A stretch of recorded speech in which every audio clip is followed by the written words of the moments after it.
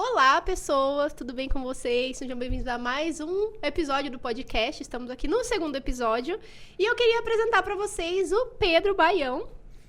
Ele é fotógrafo e ele vai falar um pouco sobre a carreira dele, sobre trabalhar com fotografia, enfim, outras coisas que a gente vai conversando aí no meio do caminho. Por favor, apresente-se, Pedro. Bom, olá pessoal, né? Como a Sara falou, meu nome é Pedro, sou de Itapira, tenho 31 anos, né? Trabalho com fotografia há mais ou menos um ano e pouco já, né? Sou designer gráfico, editor de fotos, gosto muito da cultura geek também, né? Gosto desse universo, né? E acho que é só, não tem muito. E aí, Pedro, conta pra gente então, como que começou a sua carreira na fotografia? Ou como que você se inseriu na fotografia, como foi esse início?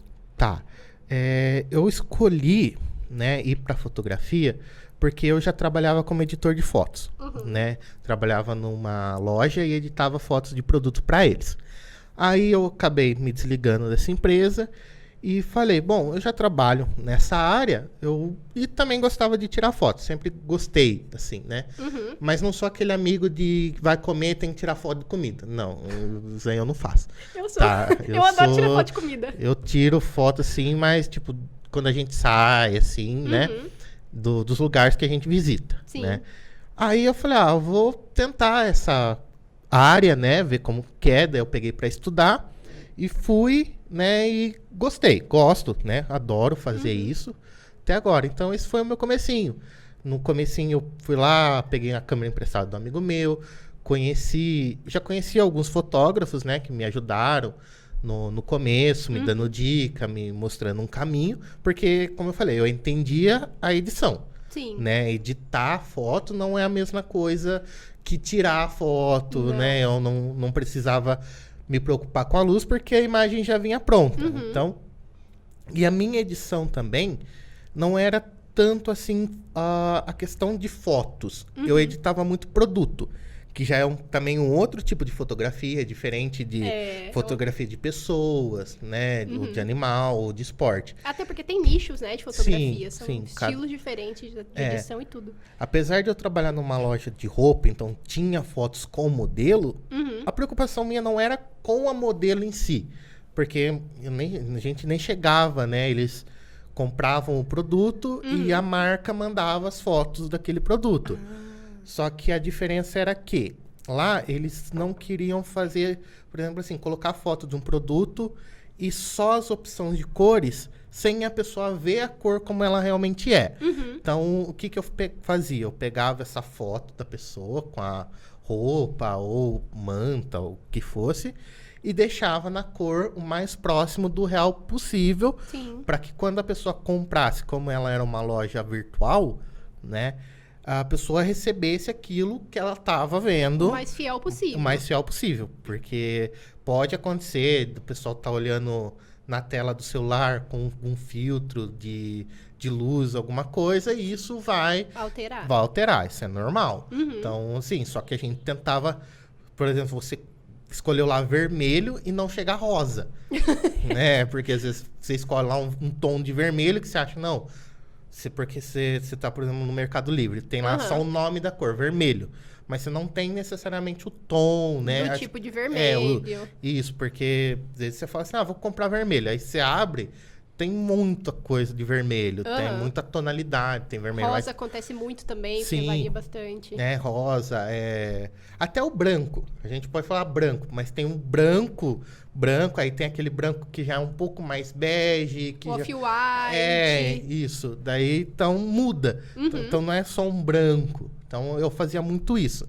Então, era diferente porque eu não tinha a preocupação da modelo. Porque a modelo já vinha tratada, né? Ela já era uma foto tratada. Isso quando tinha, né? Porque tinha alguns produtos que só não... vinha o produto. Só o produto, né? Aí eu também, mesmo assim, quando eu fui para fotografia, né? Comecei a estudar mais a questão de fotografia, eu precisei também dar uma reestudada nessa parte de edição. Porque quando eu fiz curso de edição, a gente aprende a editar fotos, essas coisas, mas como eu fiquei muito tempo sem fazer, eu precisei dar uma reestudada. E quando eu aprendi, ainda não tinha o Lightroom, né? Então, se editava muito só no Photoshop. Sim. Aí, com o Lightroom, né? Você fazer uma edição assim de evento é muito melhor, muito mais prático, né? Na questão da edição, da preparação da foto. A não ser que você tenha que fazer alguma modificação que ainda não dá para fazer muito no Lightroom, mas nessas últimas versões, pelo menos remoção, a ferramenta de remoção dele já está bem melhor.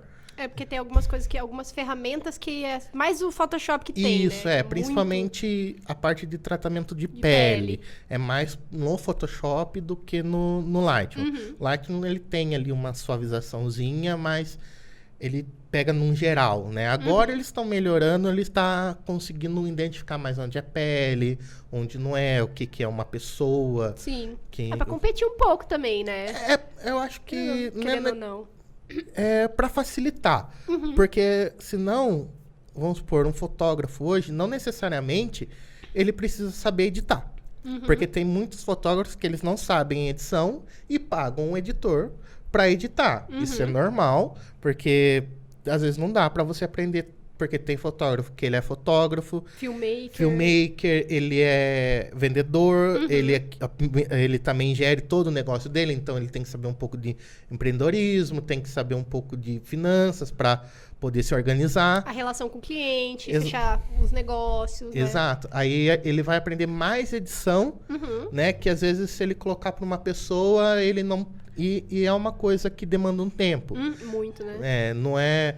assim, tão fácil quanto parece. As pessoas acham que é. Né? Hoje, falar assim que hoje não tá mais fácil, tá. Tá bem mais fácil do que quando eu aprendi lá atrás. Porque eu sempre gostei de animação, de filme, de desenho. Então, eu sabia desde pequeno que eu queria ir para alguma área nesse tipo. Então, eu lembro até hoje que... né, eu gostava muito de desenhar personagem de Dragon Ball. Eu comprava boneco de brinquedo por exemplo, Samurai Warriors, que trocava armadura, essas coisas. E comprava tinta guache e ficava pintando eles de outros personagens, porque não tinha dinheiro para comprar o personagem. Sim, se tem uma coisa que o pobre é criativo, a gente cresce criativo. Sim. Eu mandei pela mesma situação, tinha que ser o mais criativo possível. Aí eu lembro que eu conheci um amigo meu e ele me apresentou o Fireworks, que hoje o pessoal acho que conhece, mas ele por fazer site nele, né? Não sei se ele ainda está funcionando ou se tem outra não sei te dizer. ferramenta. Faz muito tempo que eu não mexo.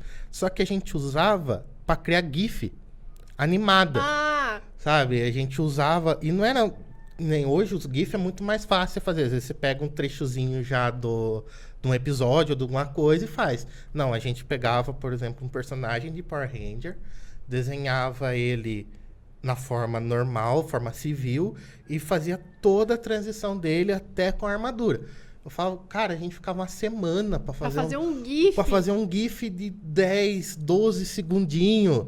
E a gente terminava e a gente achava o máximo, porque eu fiz uma animação. Era muita coisa. Não, e é bacana até hoje de você ver, assim, quando eu vejo pessoal, os bastidores de desenho, né, da Disney, principalmente os mais antigos, que era tudo na mão, o pessoal tinha que desenhar quadro por quadro. Hoje ficou muito mais rápido de se fazer, né? Até filmes normal. Antes, por exemplo, anunciava um filme, a gente ia assistir aquele filme 4, 3 anos depois.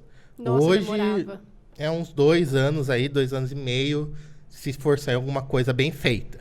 Né? Sim. Quer dizer, bem feita não, dependendo do orçamento que a pessoa tem, porque se for vamos supor, um Vingadores que tinha bastante orçamento, é rápido, porque eles contratam uma mega equipe, vai gravando vários lugares simultaneamente, joga pro editor e tá bom. E ainda assim tem o problema deles estarem fazendo muito rápido e tá perdendo qualidade. Sim, isso tem. Aí eu acho que é um ponto. Aí, então, eu sempre fui procurando essa área, né? Mais da parte criativa, né? Do que programação. Eu até fiz curso de programação para ver como que era. Mas eu falei, não, vai ser na área criativa. Aí, estudei 3D, né? Fiz um pouco de 3D, que foi junto com o curso de design. Aí, fui fazer a fotografia. E com isso da fotografia agora, entendendo um pouco mais de luz, eu consigo entender um pouco melhor a questão do 3D de antes, que se falava muito de iluminação. Então, eu não me perdi tanto nesse começo da fotografia para me entender essa parte da luz. Né? Porque no 3D a gente tinha o que era uma luz soft, o que era uma luz dura. Então, eu já tinha um pouco, então não foi tão difícil, que acho que é uma coisa que muita gente que começa na fotografia... Né? E aí a gente tem aquele mito que é só pegar a câmera e tá tudo certo. E não é. O primeiro passo é assim. A primeira coisa é você entender o equipamento. Entender a câmera, como que ela funciona. E depois a gente vai se aperfeiçoando, né? Técnica. E também vai muito da área que você quer ali estar. Porque, por exemplo, vou pegar esporte. Esporte não é necessariamente você não consegue... controlar a luz, porque ou vai ser no sol, ou vai ser num lugar fechado, e você vai ter que trabalhar com aquilo que você tem. E ainda em movimento, né? Em movimento. Não é uma... Bem mais complexo. Sim, porque senão não tem como você falar pro jogador, para mim fazer foto, porque ele tá ali, eles não estão nem aí pra foto. Eles vão pensar na foto ou numa gravação, a hora que marcar um ponto, que fazer um gol, aí eles vão... O que acontece? Fez lá, comemorou. Vai lá e dá um close, né? Aí ok. Mas na hora do jogo, eu não vou falar pro cara, não, volta aquela jogada. Não. A pessoa... Pegou, perdeu. Não foi. Casamento também é muito assim, na cerimônia. Imagino. E é muita coisa pra tirar foto, muita coisa acontecendo, né? Sim. Acho muito complexo. Então, e... Por sorte, eu vou falar isso verdade, eu tive muita sorte de ter esses amigos que já eram da área, né, para me orientar. Porque todas essas outras coisas que eu tentei fazer, eu meio que tentei sozinho e não tinha com quem conversar, assim, cara a cara. Porque eu sou uma pessoa que eu consigo ser autodidático até certo ponto. Porque daí eu começo a ter questionamento, porque vamos supor, eu vou fazer um curso. Lá que já está online, com a aula gravada. O professor fala, você faz isso, isso, isso. Eu falo, por que eu tenho que fazer isso, isso, isso? Né? Dá certo de outro jeito? Porque, um exemplo, o Photoshop ele tem uma ferramenta que a gente chama de overlay. Normalmente você vai pegar um tutorial, o cara vai falar assim, você vem aqui, você vai colocar essa opção.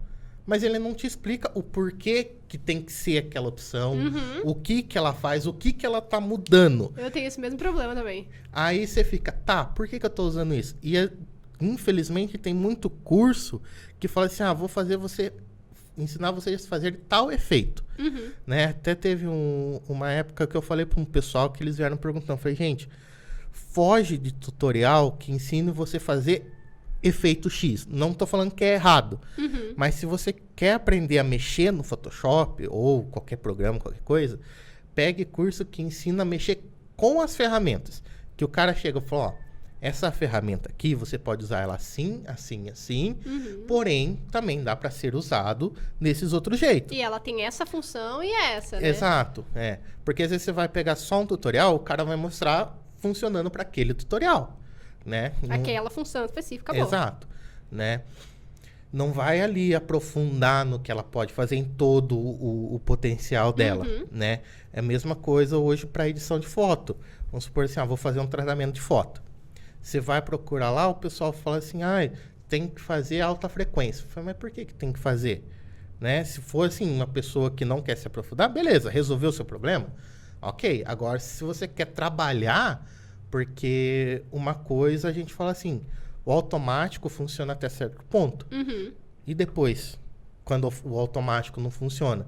Porque acontece, às vezes a gente tá lá, usa uma ferramenta ou um preset no Lightroom que funciona em 98% das fotos.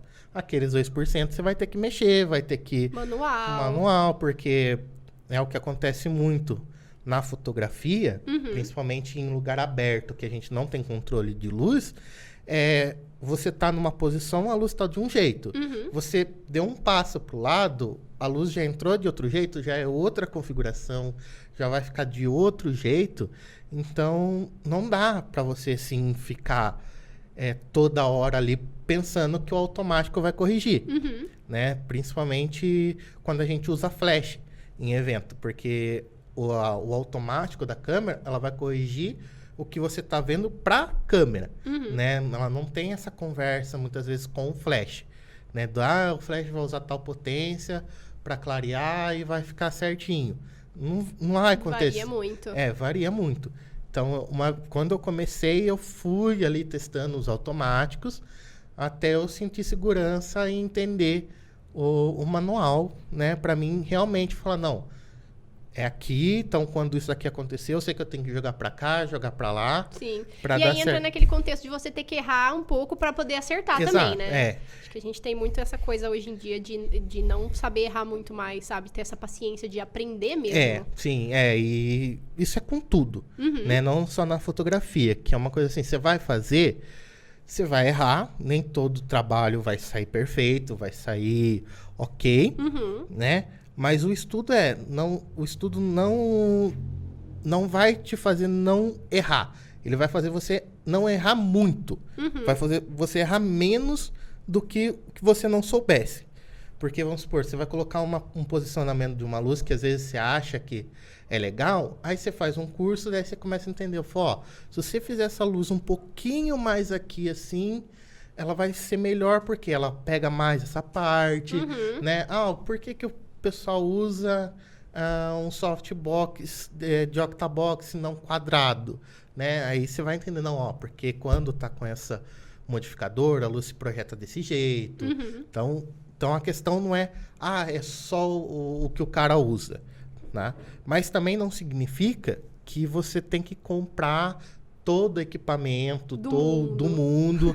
Não, você aprende aquilo que seu equipamento é capaz de fazer e trabalha com aquilo que você tem no começo, né? É uma coisa até de um fotógrafo que eu sigo, e ele fala assim, você está começando, cara, não esquenta a cabeça com o equipamento que você vai comprar.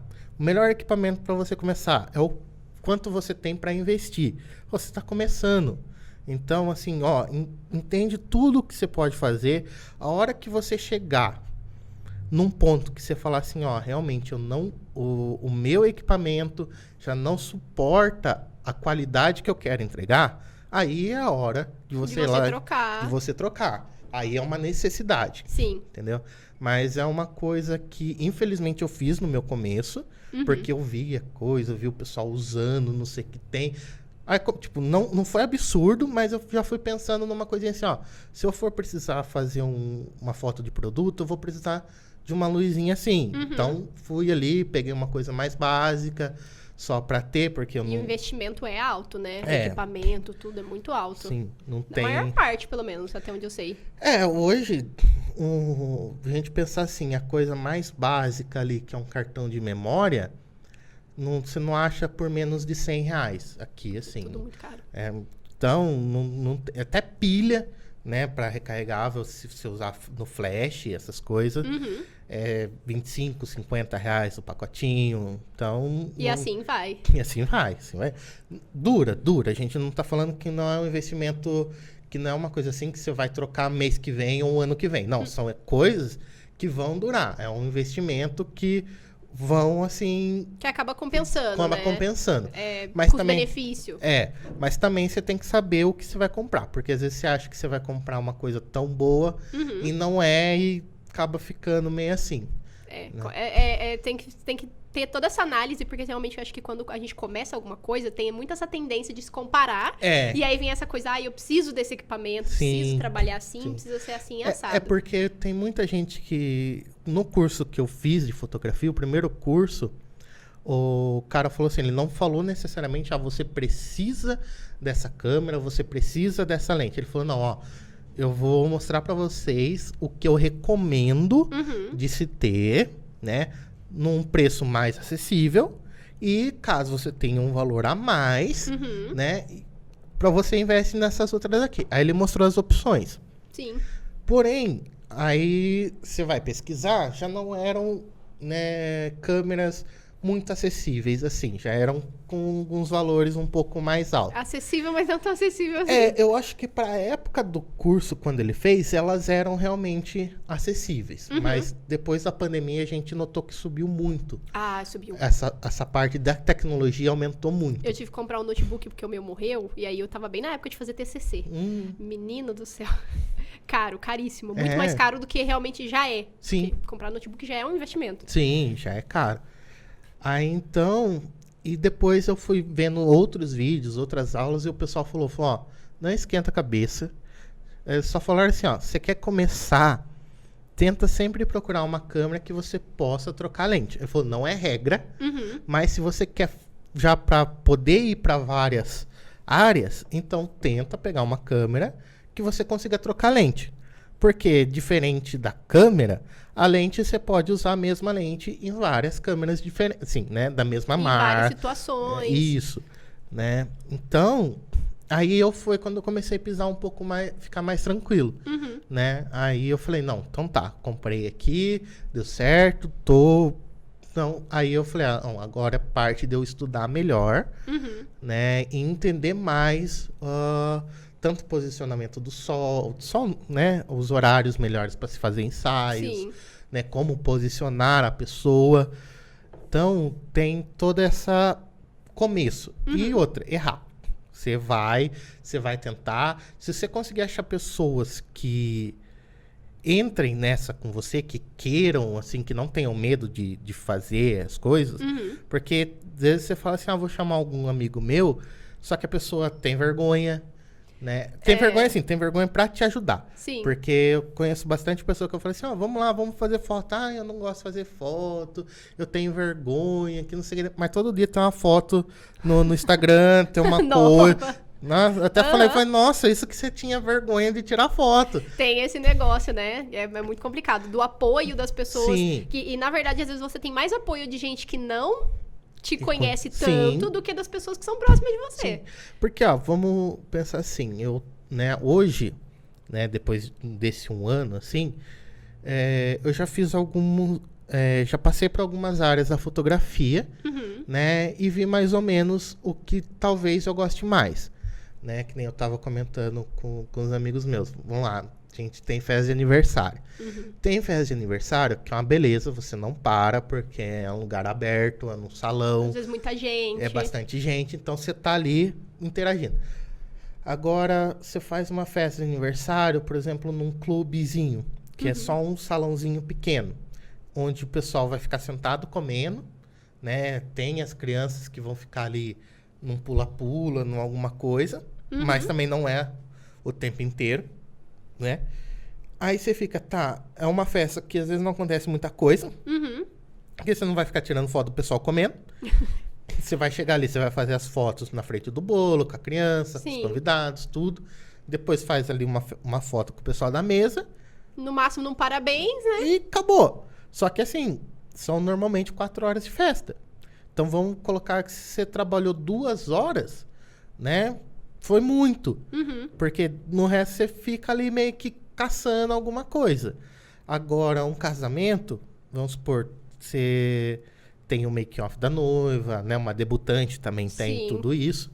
Então, você começa, mas cansa muito mais do que uma festa de aniversário. Porque casamento, vamos supor assim, começa 2 horas no make-off da noiva e vai acabar 10h30, 11 horas da noite, que é o final. Muita coisa. Que é o final da festa. Mas mesmo assim, a cerimônia você trabalha mais. E na festa, até ali o comecinho dela, que o pessoal tá na pista, beleza, você tá fotografando depois, fica uma coisa muito repetitiva. Porque você já pegou foto do pessoal dançando. Sim. Né? Você vai fazer só foto do pessoal dançando, você vai ter muita coisa igual. Repetida. A não ser que aconteça alguma coisa diferente, o pessoal faça alguma dança diferente, ou alguma apresentação, aí é legal. Geralmente os casamentos mais tradicionais é sempre a mesma coisa, né? Sim. Tipo, mais parecido. E tem assim, né? Aí a gente entra nos casamentos católicos, que é diferente de um casamento evangélico, que é diferente de um casamento de testemunho de Jeová. Então, eu fiz uma com... Tem um pessoal que gosta de fazer ao ar livre. Tem um ar livre. Tem isso também. Aí, quando a gente entra na questão do ar livre, né? Tanto o casamento ou até mesmo ensaio ao ar livre, tem uma coisa que a gente não controla, que é o tempo.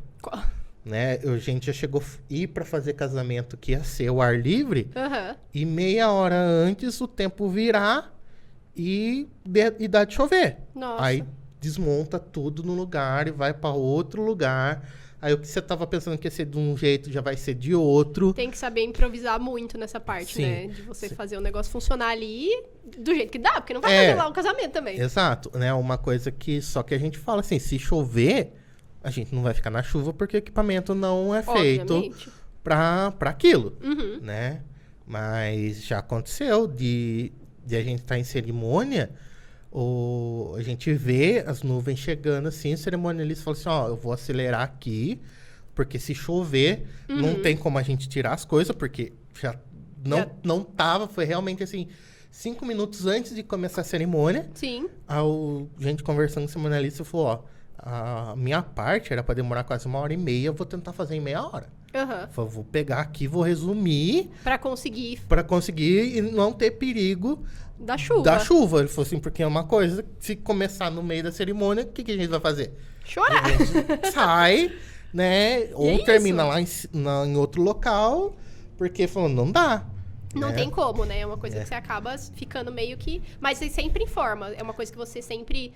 sim. Já deixa claro, ou tá no contrato. Sim, normalmente vai muito do bom senso também da pessoa. Porque num casamento, ao ar livre, a noiva tá vendo que tá chovendo, que não foi uma coisa, eu não quis fazer. Obviamente. Né? É a mesma coisa, eu vou combinar com o cliente de ir para um ensaio ao ar livre. Falei, a gente vai, se tempo tiver muito de chuva, a gente dá aquela pensada, fala, compensa, não compensa. Aí, a gente chega no dia, fala, acho melhor não vamos arriscar, porque tá muito carregado. Pode acontecer de não chover? Pode. Só que a gente pode estar lá e chover do mesmo jeito. Sim. Né? Aí você imagina, você tá às vezes num lugar, um espaço aberto, que não é uma chácara, que às vezes só foi assim numa montanha, alguma coisa. Não tem uma cobertura. Não tem cobertura, não tem nada, né? Você tá com equipamento, que não é uma coisa barata, sem contar o cliente. Sim. Né? Que ele vai acabar se molhando, não tem perigo de ficar doente, sofrer acidente, então tem tudo isso, né? Mas a gente tenta conversar e fazer a pessoa entender. Chegar num consenso, né, também da situação. Consenso. E você falou assim que, pelo menos pra você, nesse começo foi um processo fácil, porque você já tinha trabalhado com fotografia no começo, assim, edição e tal. Então você já teve um certo contato ali com fotografia. Mas assim, você acha que, tirando essa parte do processo inicial, que você foi e fez os cursos, etc., teve alguma situação que você achou que foi mais difícil nesse processo de fotografia? De se tornar fotógrafo e trabalhar com isso e tal?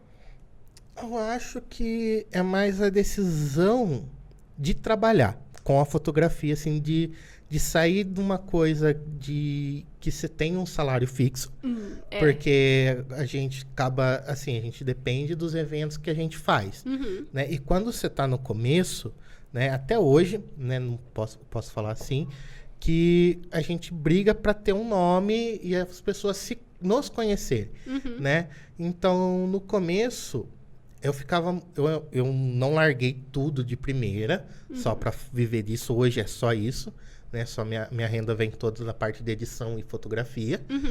Porém, no começo, eu ficava assim, falei, não dá para mim deixar de trabalhar numa empresa. Um trabalho fixo. Num trabalho fixo, porque eu não sou conhecido. Eu fazia muito freela pros amigos meus, né? Então, eu falei, até eu ter um nome, até as pessoas me conhecerem, me chamarem para fazer as coisas, né? Eu não posso fazer isso. Então, acho que a parte mais difícil minha foi essa. Foi realmente a decisão de eu vou estar nesse serviço aqui, aguentar aquele serviço, para que quando as coisas começassem a caminhar e criassem um ritmo, eu sair. Né? Mas acho que na questão de técnica ou de estudo, eu não tive tanta dificuldade, não achei tão difícil. Porque a parte, vamos falar, um pouco mais difícil é luz. Mas como eu já tinha um pouco de noção de luz não foi tão difícil. Sim. Talvez alguém que esteja começando seja um pouco mais complexo de se entender. Como que ela rebate, como que ela se projeta. Sim, tem um pouco mais dessa coisa da técnica. Isso. Ser mais desafiador ali. É. Teve uma época... eu era muito nova. Teve uma época que a gente se arriscou ali na fotografia. O que aconteceu? Eu tava trabalhando e aí a empresa ia fechar e tal. E na época eu queria muito uma câmera. Tava só comentando que eu queria uma, né? Inclusive depois foi a que eu usei pra fazer os vídeos do canal. E aí, eu decidi ficar com a câmera em troca do valor que eu receberia. Foi tipo uma negociação. Sim. Aí eu e minha amiga, assim, bem novinha, acho que tinha uns 14, 15 anos, nessa coisa de tipo, o que você acha da gente começar a fazer fotografia? Obviamente que não é nada fácil, e aí a gente percebeu que só parecia fácil, e aí foi desenrolando o negócio, eu falei, não, realmente é uma coisa que eu gosto de estar no meio e de ajudar a fazer, essa coisa de... Tanto que eu e o Daniel, às vezes quando ele precisa, ele me chama, mas eu gosto muito dessa coisa da direção de fotografia de cor, de luz, essa coisa, sabe assim? Gosto de entender a profundidade, o que funciona e o que não funciona. Mas tirar a fotografia mesmo, a questão técnica, eu não tenho habilidade nenhuma. E foi aí que eu percebi que, além de eu não ter habilidade, eu também não gosto. Nesse teste, assim, e também essa coisa de fotografia, que é a fotografia social, eu acho, né? Que é de casamento, fotografia de gestante, etc. Que é o que realmente funciona mais e a gente tem mais opções. É o mais comercial, É o mais comercial, isso. Eu falei, cara, eu não curto muito, porque assim, que tem as áreas, né? Os estilos de fotografia. Aí eu falei, nossa, eu não curti muito, mas foi uma coisa que eu explorei por um período bem curto, assim, sabe? Foi uma coisa muito rápida. Não, mas eu tive isso também com o desenho. Porque quando eu era mais novo, eu gostava muito de desenhar. Aí eu fiz um curso de desenho, tudo, falei, não. Eu vou virar ilustrador, eu gosto de desenhar. Sim. Não, vou focar nisso. E começava, fazia desenho, tudo. Até um dia que eu entendi que eu falei assim, eu gosto de desenhar, mas eu não gosto de trabalhar com desenho. Porque uma coisa é você fazer algo porque você gosta e aquilo te dá um prazer, te dá uma alegria, tudo. Outra coisa é você pegar aquilo e transformar em profissão. Quando eu fui para a área de fotografia, eu não fui... Só porque eu gostava de tirar fotos normal. Eu tirava fotos com o celular, aquelas câmeras mais simples, mas, tipo, normal, sem técnica, sem nada. Sim. Mas a fotografia, eu não senti tão... eu consigo trabalhar, porque eu já entrei na cabeça que falo, não, eu vou como profissão. Sim. Eu vou ver isso como trabalho. Não... E aí ela se associa à satisfação. Sim. Né? Mas é diferente. Tipo, eu tenho um prazer em trabalhar tirando foto. Que seria diferente se eu estivesse trabalhando numa firma. Entendeu? Assim, né? Tem nada contra, tem gente que trabalha, tem gente que gosta. Mas eu fui uma pessoa que, infelizmente, eu não tive muitos bons momentos em firmas. Então, isso acabou criando aquela coisa. Falando, não, eu não sou essa pessoa que vem aqui, e eu acho que até na área de fotografia a gente tem muita liberdade para testar várias áreas. Então pode ser que hoje eu esteja focado em tirar foto de casamento. Sim. Eu falei, eu quero testar outra coisa, quero fazer foto de comida. Você vai lá, você tenta arrumar um parceiro, alguma lanchonete, alguma coisa que queira, aí você vai lá, você testa, né? Porque eu sou assim, eu gosto de alguma coisa, mas às vezes eu não gosto de fazer por muito tempo. Entendeu? Às vezes, se você ficar ali naquela coisa repetitiva, né? Enjoa, cansa. É a coisa da ilustração também, que nem você falou. Tem coisa, acho que é um bom ponto. A área criativa é um pouco... É uma linha meio tênue de você entender o que pra você é um hobby, você faz só por você ter a satisfação de fazer, e o que pra você, além de ser um hobby, também pode se tornar um trabalho. Né? Porque você consegue, assim... quando você gosta por hobby, é uma coisa. Então, às vezes você pode, vamos pensar no próprio desenho.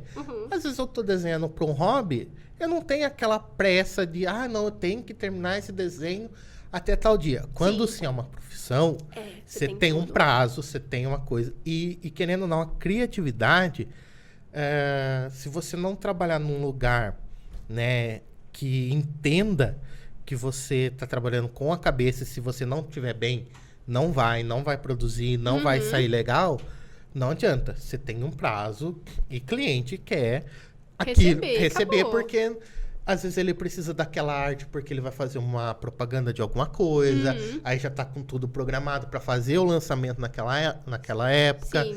né? Então, tem isso. Às vezes, tipo, tem gente que consegue. Eu segui muito ilustrador que eles... Sim, é absurdo. Tipo, tem uma moça que às vezes ela vai fazer lá um desafio, 10 minutos, 10 segundos, 10 minutos, 1 hora e 10 horas.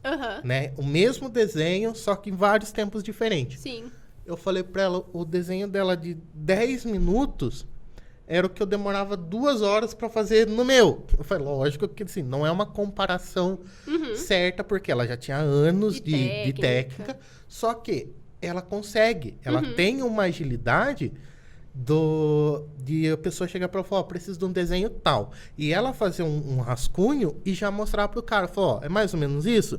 Ela então tá. E continuar. Né? No meu caso, se eu fosse pegar, eu falei, não, tem que fazer o rascunho, ia demorar um tempo e ia mandando. Sim, né? Acaba que o prazo é mais longo. E eu acho que, tipo, quando você percebe que, na verdade, você quer aquilo pra hobby, quando você perde a satisfação de fazer, você fala, realmente... Sim, não... é aquela coisa, vai ser um compromisso. Você consegue entender que isso agora é um compromisso e não é só uma coisa que você faz pra se sentir bem. Que nem, não é como se pegar...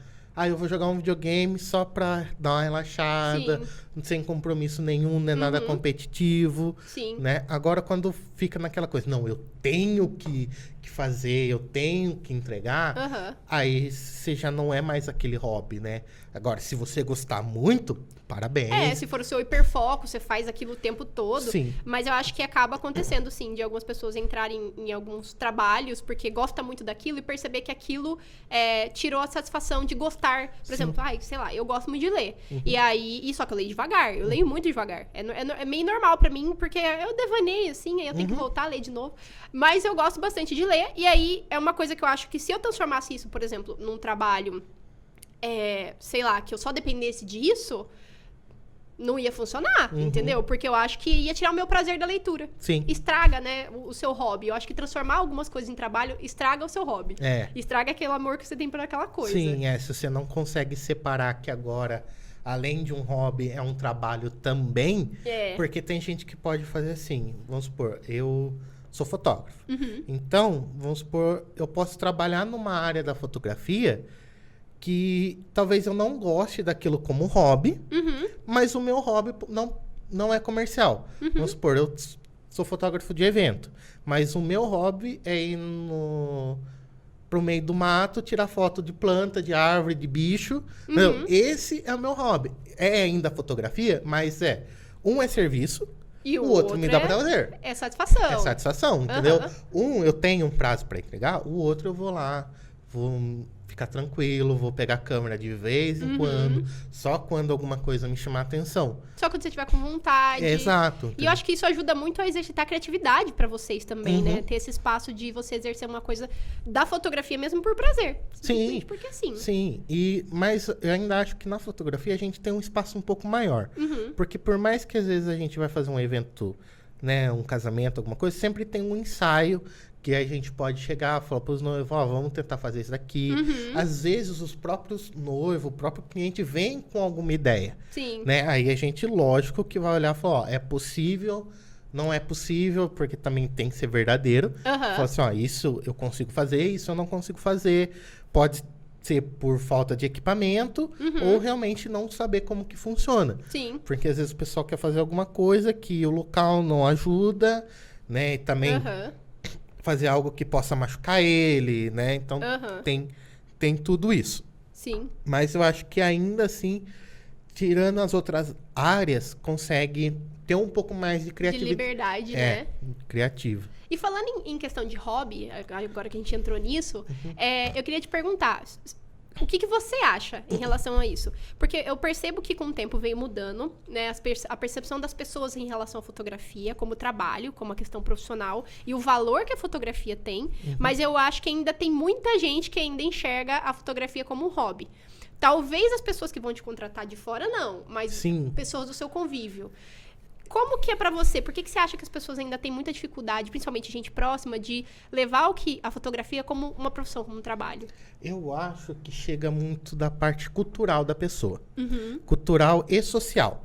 Porque, vamos supor, eu vim de uma família onde você entrar numa empresa boa da minha cidade era sinônimo de sucesso. Você fazia uma faculdade, entrava numa empresa e aquilo é sucesso, certo? Talvez alguma pessoa de uma família já do meio artístico chegar e falar assim, vou trabalhar com fotografia. Já oriente ele de outro jeito. Falou, não, vai lá, tá certo, é isso mesmo, é também uma profissão, é legal, né? Mas a questão do pessoal tá começando a entender diferente a questão de fotografia é porque antes era mais fácil não, tinha-se poucos fotógrafos, então era a mãe que tinha uma câmera, ou o tio que tinha uma câmera, ia lá, batia uma foto, levava para revelar. E é isso. E é isso. Eu mesmo tenho um álbum cheio. Não, na minha casa, minha mãe tem um monte. Aí, só que quando alguém olhou aquilo e falou assim, não, dá para fazer muito melhor que isso, né? Só que daí a gente entra naquela questão de classe. Social e questão de cultura. Porque se você chega, às vezes, muita gente para um pessoal que não quer mais simples, mais humilde, eles não veem necessidade de ter um fotógrafo pro aniversário de uma criança ou para uma festa, para alguma coisa, né? Agora, uma pessoa que tem talvez um poder de status maior, né? E um poder aquisitivo maior, ele já olha aquilo lá como assim, não, vou contratar uma pessoa só para tirar foto, porque eu não quero no meio da minha festa ficar tirando foto, pegando o celular. Não, além de tudo que tem toda a questão do status da pessoa alugar um lugar. Tem a questão financeira que proporciona alugar um espaço mais bonito, fazer uma coisa mais estética. Então, assim, hoje em dia tem aqueles kits, né, que compram pro aniversário de criança, que já vem temático. Tem toda uma área pra isso hoje em dia. Aí uma pessoa mais humilde, né, que às vezes quer fazer uma festa de aniversário para criança, ela tá pensando mais nisso do que no fotógrafo. Porque foi assim, hoje, felizmente, com o smartphone, né, bastante pessoas conseguem tirar fotos. Então, falou assim, tô lá... Acaba improvisando, Então, vai se preocupar com bolo, com comida. Não é errado. Não, às vezes, brinquedo, uma cama elástica, que é luxo. Sim, dependendo da situação, é um luxo. Infelizmente, isso para criança. Se o pai não conversa com a criança e explica o porquê que ele pode fazer isso e o amiguinho dele... Quer dizer, porque o amigo dele pode fazer tal coisa e ele não pode, né? Porque, felizmente, a gente tem escolas como o SESI, que ele tem essa mistura de classe. Tanto pessoas que conseguem pagar, né? Quanto pessoas que entram lá por bolsa, né? Então, você tá num convívio que, às vezes, a criança está conversando assim, final de semana eu fui para Campinas, fui no shopping, comi McDonald's, fiz não sei o que, sei que lá. Aí essa criança vai na festa de aniversário desse amigo, aí tem cama elástica, tem show de mágica, tem mais não sei o quê. Temático, tem temática, tudo. Não sei o quê. Aí chega pro pai, pai, eu quero temático do Sonic, né? Hoje é tudo bonitinho, tem bonequinho, tem não sei o quê. Quando a gente fazia minhas festas de aniversário, era tudo de isopor. Não tinha nem isso. Quando tinha. Era o bolos brigadeiro. Eu tive um aniversário temático na minha vida, que foi da Barbie, e a decoração foi emprestada. Então, era isso. Ainda banhei no dia do meu aniversário, hein, mãe? Eu lembro. Não, nossa. Então, a gente entende essa preocupação do pai de dar para a criança o que ele não teve. Eu falei assim, não, vou proporcionar a experiência para o meu filho, que foi uma coisa que eu não tive. Então, o fotógrafo acaba entrando, tipo assim, lá no final. Né? Talvez num casamento não, a pessoa já pense num fotógrafo antes. Porque quer registrar o momento também, exato, né? E, vamos supor, casamento a gente faz... Casamento normalmente é uma vez só, né? Normalmente, sim. Agora, aniversário é uma coisa assim, é todo ano. Então, eu entendo, por exemplo, as pessoas quiserem fazer assim, não, eu quero fazer esse de um ano, porque é o do primeiro ano de vida. Sim. Tudo bem, quero registrar. E depois não faz tanto, porque todo ano vai fazer a festa. Acaba que 15 anos eu acho que tem mais também, porque é uma única vez. Porque também aí fica aquela coisa assim, não vou fazer tantos, mas o de 15 anos Eu vou fazer. Que daí eu quero com festa, quero com baile. Então, né, ele se programa para isso, né? Sim. Então tem essa diferença. Agora, do pessoal tá vendo mais, eu acho que, né, infelizmente, o que ajudou um pouco foi a pandemia. Porque muitas pessoas perderam muitas pessoas, aí elas se deram conta que elas não tinham nada para lembrar. Nenhum registro. Porque por mais que às vezes fica no celular ou alguma coisa, um celular pode quebrar, né? E dependendo, tem muita gente que não sabe fazer o upload em nuvem. Cada celular tem um e-mail Já diferente. aconteceu. Eu perdi foto por causa do meu celular. Meu celular morreu. E aí, eu tinha nuvem, mas sabe quando você não paga pra ter o espaço? E aí, não subiu todas as fotos pra nuvem e eu perdi, porque o celular morreu e isso. Então. E é péssimo. Aí, então, eu acredito que o pessoal começou a ver a questão da fotografia uma coisa essencial também por causa disso. Porque falou, ó, pode ser que aconteça alguma coisa amanhã e você não tem uma foto da pessoa para lembrar como que era, né? Para não ficar no esquecimento, né? Eu acho que também a gente tá no momento de que, como agora tudo é muito consumismo, também tem essa questão de gerar o desejo. Sim. E aí a fotografia acabou se tornando uma coisa de desejo mesmo das pessoas. Porque você entra no perfil do fotógrafo, você vê as fotos e etc. Você fala, cara, isso aqui é muito diferente do que eu tiro. Sim. Do que, né? Acaba sendo uma coisa e querendo mais ou não, bonita, muito mais visual. O próprio influencer, vamos falar assim, acaba ajudando nessa parte. Quer dizer, a rede social em si. Apesar de eu detesto postar essas coisas no Instagram, detesto. Eu odeio a questão de postagem do Instagram, não o Instagram em si. Sim. Né? Porque ele te limita a um formato de foto que tem que ser daquele jeito. E pronto, acabou. Pronto. Então, assim, eu tenho que escolher lá 10 fotos e eu tenho que pensar, nossa, eu tenho que deixar essas 10 fotos na mesma proporção, do mesmo jeito. Então, quando você vai tirar, meio que você já tem que pensar nisso também. Sim. Mas, assim, então, como o pessoal começou a passar muito tempo em rede social, então muita coisa, principalmente comida, começou a ter muita foto. Né? Por quê? Você faz lá, vamos supor, eu quero uma pizzaria, ela faz a pizza, aí ela fala assim, tem a pizza sabor tal. Só que você não tem uma imagem pra pessoa ver. Pra gerar desejo. Pra gerar o desejo. Aí você faz aquela foto, ou até mesmo agora, uma coisa que tá crescendo muito é o vídeo, né? Da pessoa ali comendo e vendo. Sim. Porque era uma coisa que antes você só via em televisão. Comercial, que você sabia que, tipo, não é o cara aqui da esquina sua que vai ter um comercial na televisão. Mas no Instagram, todo mundo pode ter um Instagram, todo mundo tem um Facebook, um WhatsApp. É um investimento que começou a se tornar possível. E aí foi uma área que cresceu. É uma área que cresceu. Porque chega uma hora que aquilo que a gente falou, você fazer só com o celular ou com pouco conhecimento que você tem, você não faz no mesmo nível que talvez um profissional vai lá, vai ter o tempo.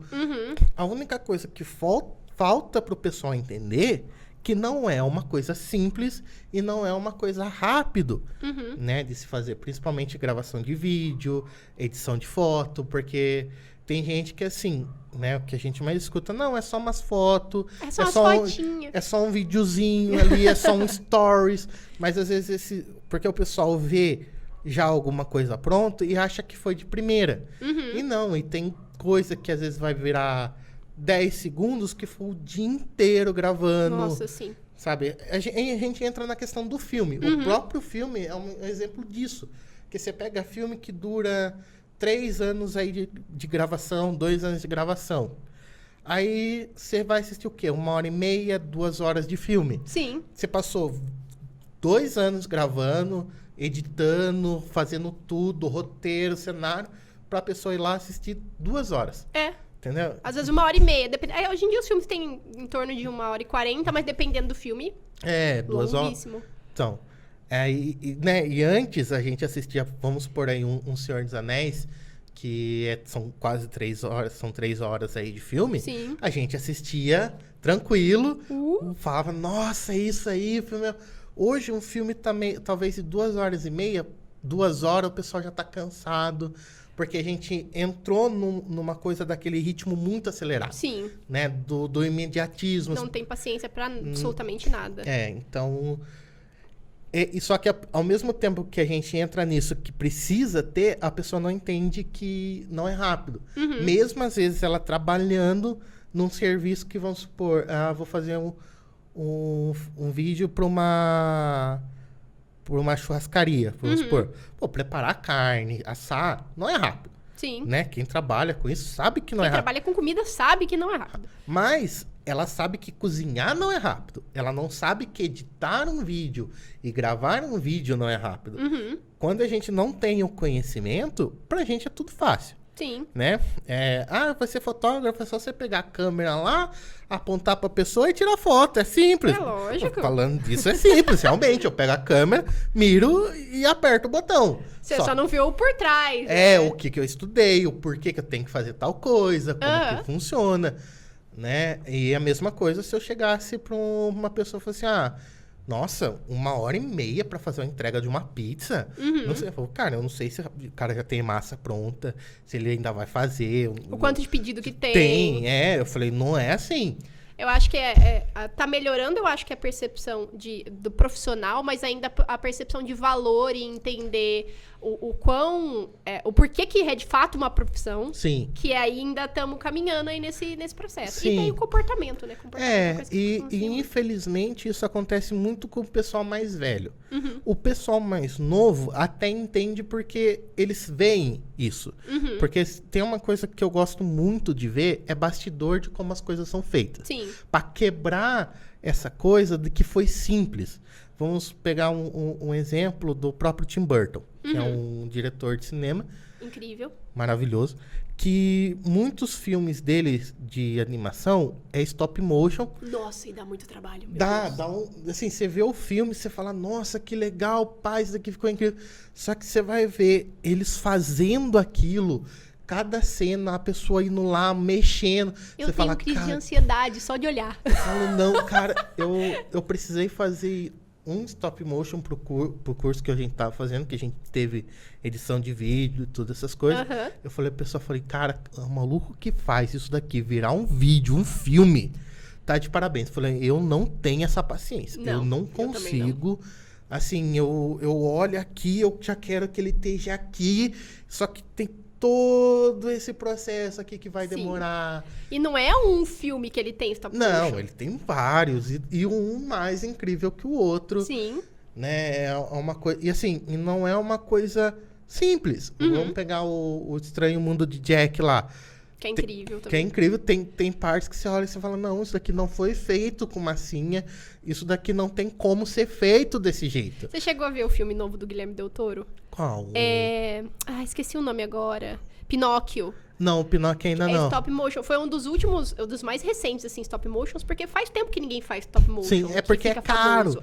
E demorado. Sim. E aí o Guilherme Del Toro tem já uma visibilidade, ele decidiu fazer stop motion e ganhou premiação. Foi indicado, se eu não me engano. Eu preciso ver, falaram que é muito bom esse filme. Tá na Netflix, eu não sei se foi produzido em parceria com a Netflix, mas eu sei que tá disponível lá.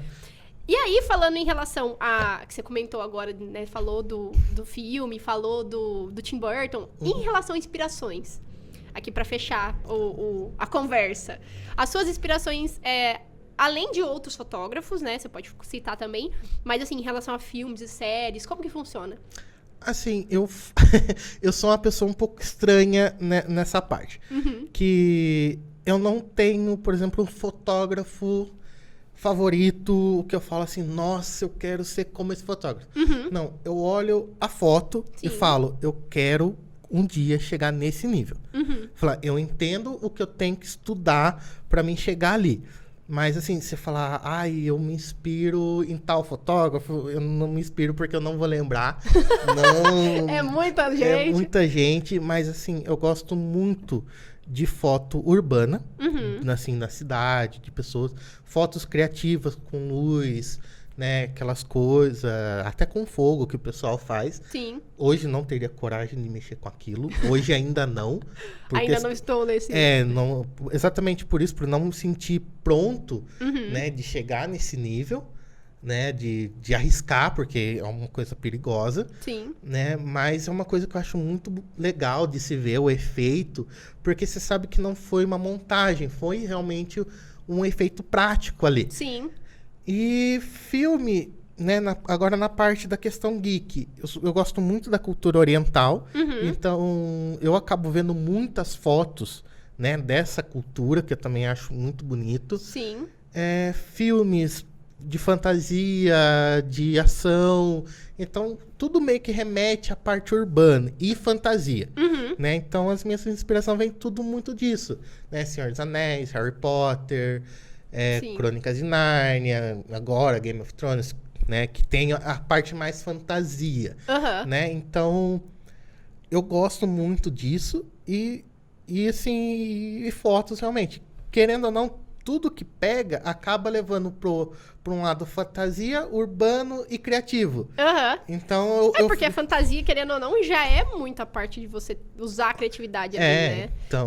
E você aprende muito, acho que, do jogo de luz, porque assim, você olha as luzes do Harry Potter, Sim. você olha as luzes, né? E tipo, os tons de cores, etc, de edição. De Senhor dos Anéis, Nossa, completamente diferente. Sim. A Casa do Dragão também, é muito diferente. E quando a gente começa a estudar, a gente começa a olhar para essas coisas completamente diferente do que antes, do que você realmente só assistir um filme, né? Porque, por exemplo, a gente pegava os filmes antigos da Disney, que todos os vilões, normalmente, eles vinham com um tom de verde escuro. Você pegar o Scar, normalmente... A Úrsula, a Cruella de Vil, Sim. Né? Apesar de ela ser preto e branco, mas tem todo um ar, as bruxas deles. Aí você começa a entender que eles criaram essa coisa que que o verde não é só para a natureza. É uma coisa que também dá um contraste com coisas ruins. Estranheza. Então, às vezes, você pega uma cena de um filme que tá um pouco mais esverdeado, um pouco mais assim, você já fala, já desperta esse sentimento. Então, você vê de um outro jeito, você consegue entender melhor a decisão do diretor de usar aquela luz, de fazer daquele jeito. E acho que até trazer para os seus trabalhos, né? Dependendo do que você tem intenção de fazer. Sim, às vezes você para e pensa assim, nossa, eu vou fazer um trabalho de uma pessoa, sei lá, numa chácara. Aí você já vai pensando que roupa que ela vai usar. Aí você fala, nossa, ó, ela vai desse jeito, vai com essa temática. Então as luzes legal são essas luzes aqui assim, que remete a algum filme que você viu, que você lembrou, né? Vamos pensar, eu gosto de uma coisa mais clássica. Aí você vai para um Senhor dos Anéis, que é aquela coisa mais luz de vela, amareladão, né? Não, eu sou mais urbano, então você já vai para um filme mais futurístico, com cor mais vibrante, né? Então você vai já meio que juntando tudo isso. Sim, dependendo do contexto, tons de cinza, né? Porque essa coisa muito urbana também. Depende muito, acho que varia. Mas enfim, aí falando dessa parte, né, pra gente finalizar, em relação a essas inspirações, a fotografia, etc. Pra você trabalhar com fotografia aqui na cidade de Itapira, você acha que foi desafiador, assim, entrar no mercado? Porque é uma cidade pequena, né? Então, assim, acaba que pode ser que não tenha tantos profissionais, mas pode ser um pouco mais complexo. Então, como eu falei, como eu entrei já com ajuda, eu não achei tão difícil, né? Porque quando você vai com outras pessoas, né? E aquela pessoa, como ela te ensinou, ela tem mais confiança em te passar serviço. Então, acontece muito de um colega meu, às vezes, não tem uma data, e ele falou assim, eu não consigo ir, mas eu tenho essa pessoa aqui, e quando você é indicado, passa um pouco mais de confiança. É o famoso networking, né?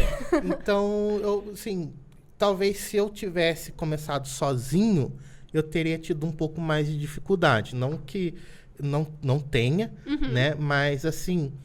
Porque ainda, às vezes, mesmo a pessoa indicando, a pessoa ainda fica com o pé meio atrás, porque tá começando, né? Mas felizmente, tem bastante gente que confia, né? Mas, talvez, assim, o que eu posso dar de conselho?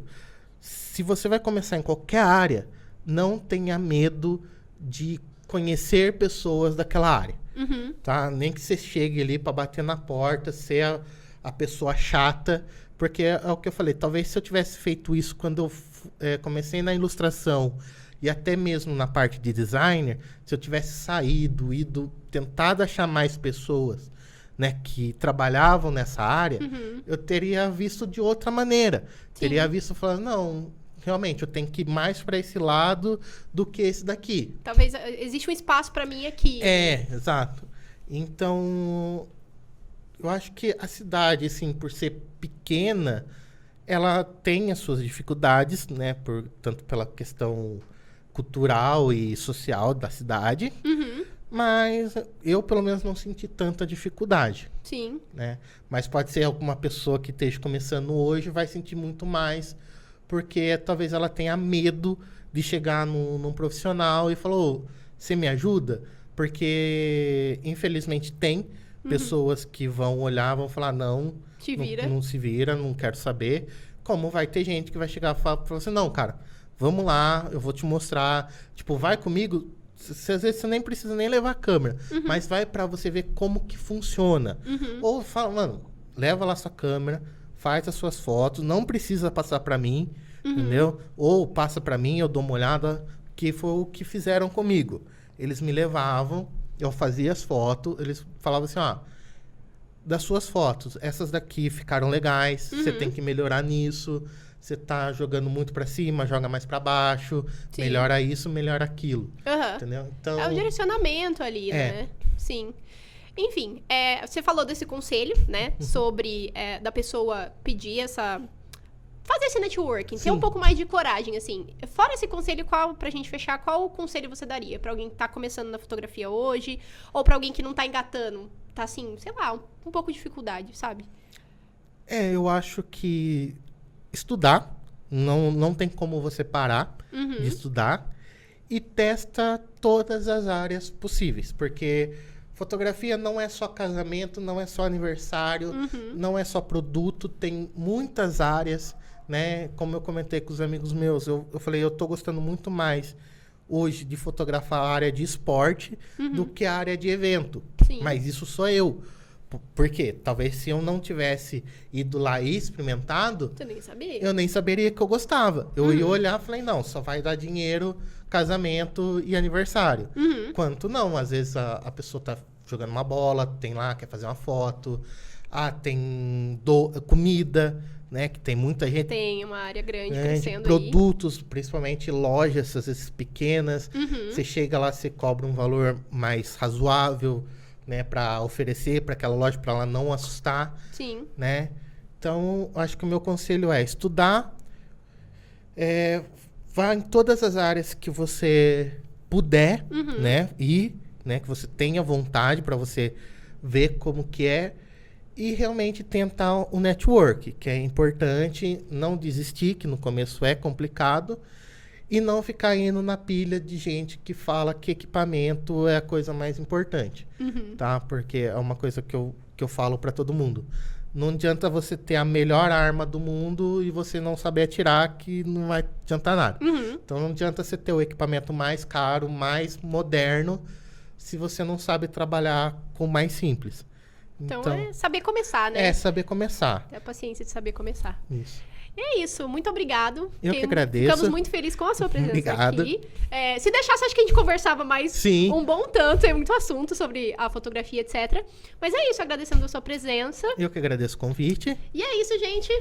Beijo, até o próximo episódio.